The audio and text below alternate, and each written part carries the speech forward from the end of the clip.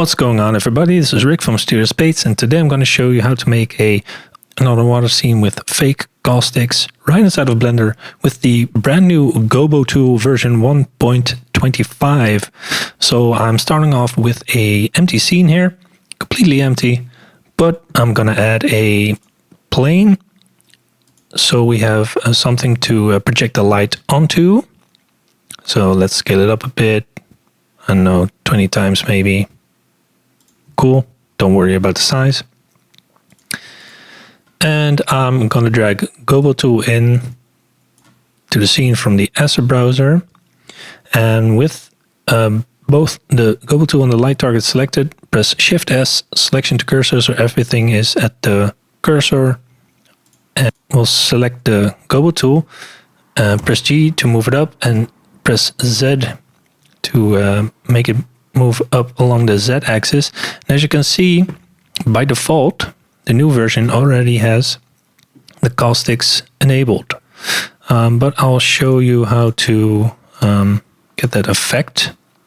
So as you might know, in Gobo Tool you work with light layers and light masks. Let's turn off the light mask for caustics, and we'll have a default spotlight with a very wide angle.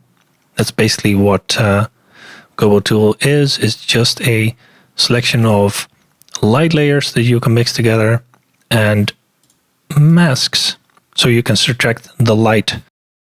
And combining these different layers by sliding them up and down will create different effects. So the main light source is here. You will slide that down. There's basically no light. And you can slide up the light effects layers, for example. So you get different layers and you can tweak all the settings.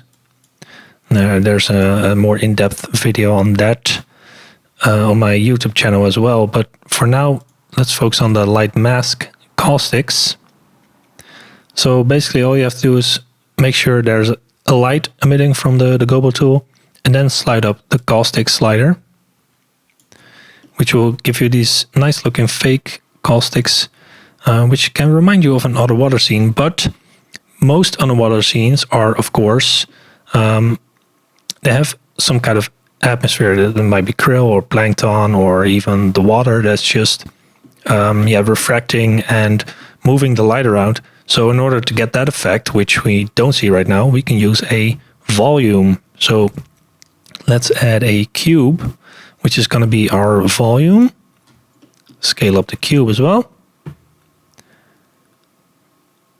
Also to about 20 times, so it's exactly this size as the plane on the floor, as you can see. Now select the volume, and we'll add a new material. And then we'll add a principled volume material to that. Delete the principled BSDF, and plug the volume into the volume. And you can see something's changed here, but this volume is quite dense. So with the density set to 1, we can lower it to about 0.01, for example, and we'll get this nice sort of atmosphere that really accentuates the fake caustics that we have in this scene right here. Let me just turn off. Let me just rename it first, volume cube, and turn it off. So these caustics might seem a bit blurry to you. So you can always lower the smooth value here under the caustic settings. It creates a bit sharper edge here, as you can see, and you can smooth it. And that'll soften it. But I like it a bit harsher.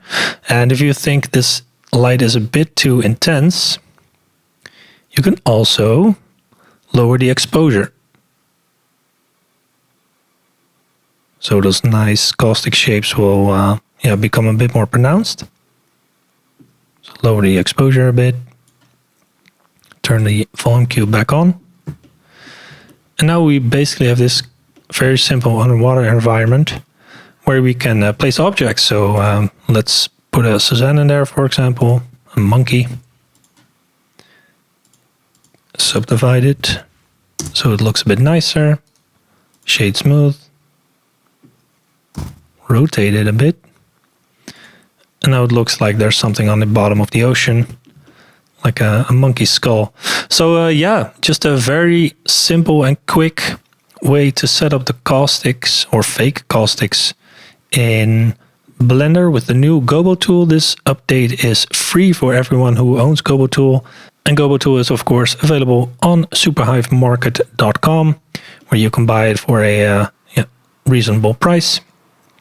And again, this update is free for everybody who already owns it. So head on over to Superhive Market to get the brand new Gobo Tool with the caustics update.